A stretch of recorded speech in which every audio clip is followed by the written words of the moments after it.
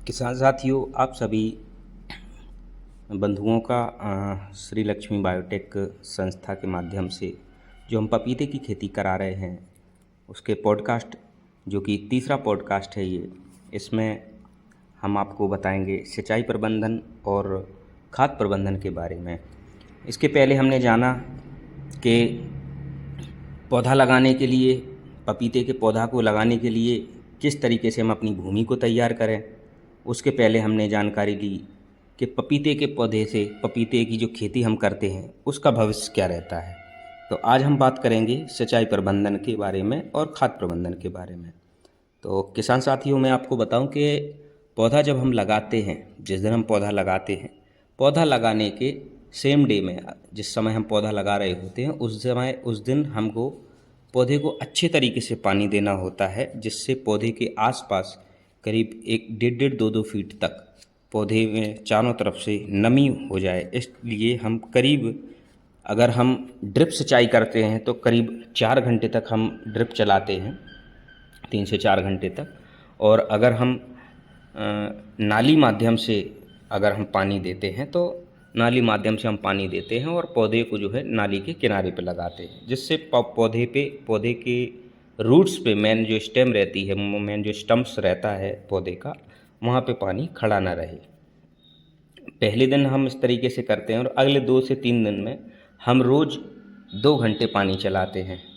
जैसे ही पौधा हमारा 5 दिन तक का हो जाता है, करीब 1 हफ्ते का हो जाता है, फिर हम रोज़ करीब आधा घंटे पानी चला सकते हैं। नहीं तो एक दिन छोड़ के अगले दिन हम उसमें करीब 1 घंटे से लेकर 2 घंटे तक हम पानी दे सकते हैं। किसान साथियों, ये हमेशा ध्यान रखें कि कभी भी हमको जो पानी देना है, गर्मी में दोपहर के समय पानी नहीं देना होता है, क्योंकि उस समय मिट्टी बहुत गर्म रहती है और उस समय जब हम पानी देते हैं तो बहुत ही तेज़ उमस होती है, जिससे पौधा मुरझा सकता है और ख़राब भी हो सकता है।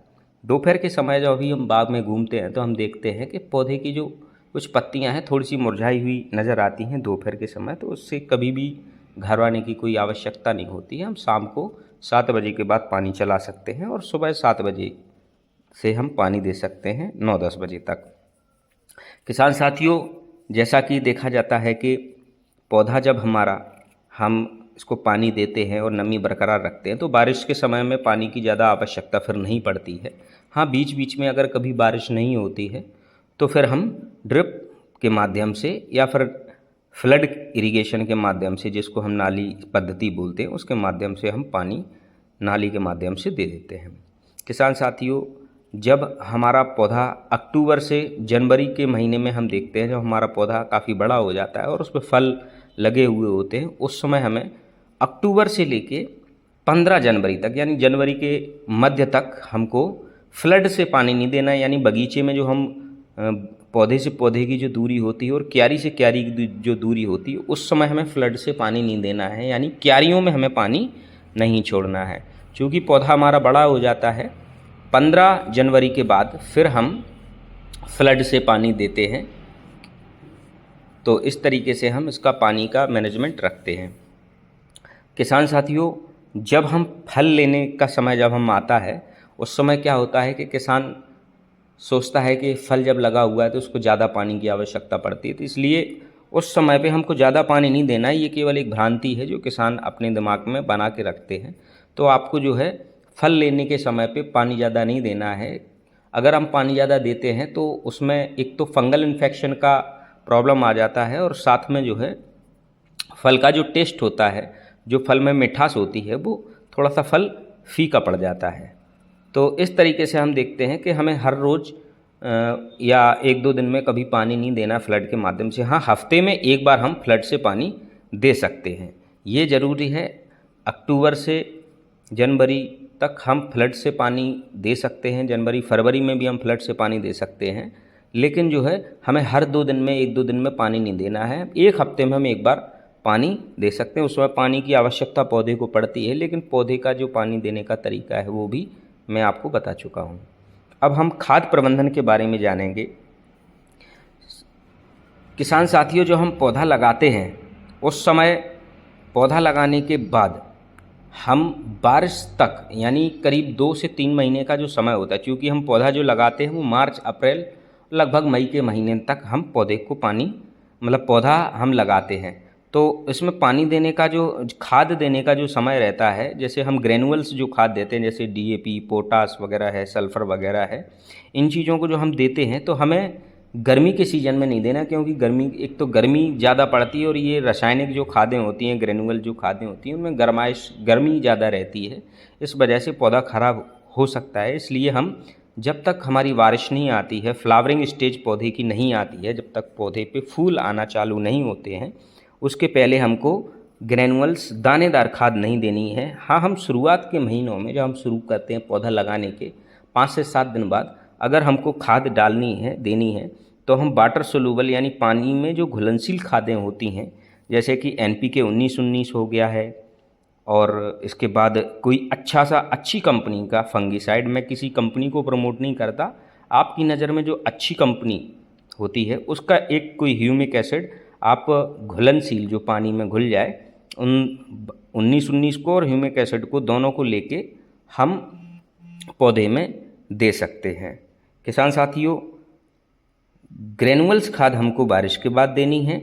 हाँ, ये ज़रूर रखना है पौधा लगने के 15 दिन बाद हम पहली बार किसी भी एक फंगीसाइड का इस्तेमाल करते हैं।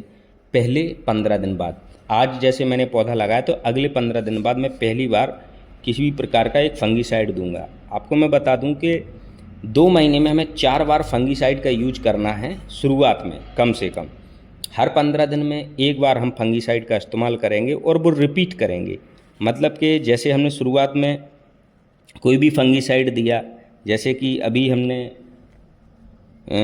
फंगीसाइड दिया, जैसे थायोफेनेट मिथाइल फंगीसाइड दे दिया है, तो अगले 15 दिन बाद फिर हम दूसरा फंगीसाइड कोई भी ले सकते हैं, जैसे कि COC आता है, उसको हम दे सकते हैं।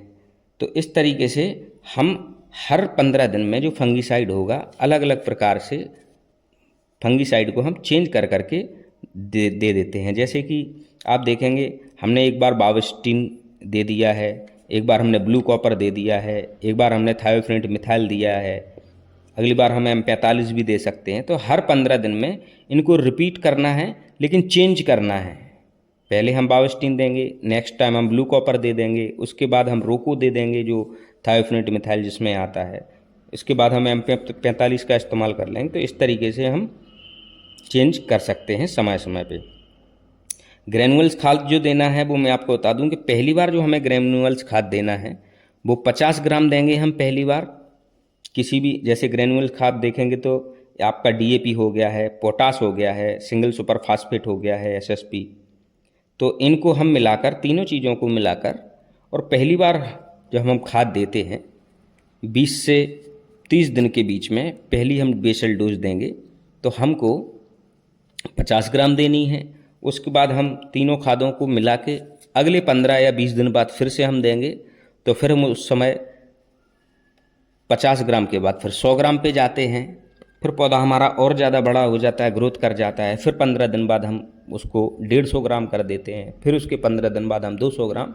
तो इस तरीके से हम बढ़ाते बढ़ाते हम 500 ग्राम तक चले जाते हैं। 150 ग्राम के बाद 200 ग्राम, 200 ग्राम के बाद 250 ग्राम, 250 ग्राम के बाद फिर हम 500 ग्राम तक सारी चीज़ों को मिलाकर पौधों के आसपास, पौधे से जो दूरी रखनी है कम से कम 6 इंच, और जब पौधा हमारा बड़ा हो जाता है तो फिर हम 1 फीट की दूरी पे इन खादों को चारों तरफ डाल के मिट्टी से खादों को दबा सकते हैं। तो इस प्रकार से हमको खाद प्रबंधन का ध्यान रखना है। तो आज हमने बात करी है आपका खाद प्रबंधन और सिंचाई प्रबंधन के बारे में। हम अगले पॉडकास्ट में आपको, अगली सीरीज में हम आपको बताएंगे कीट नियंत्रण के बारे में, और इसके बाद खरपतवार नियंत्रण के बारे में हम अगले वीडियो में, अगले पॉडकास्ट में ये जानकारी आपको प्रदान करेंगे। धन्यवाद।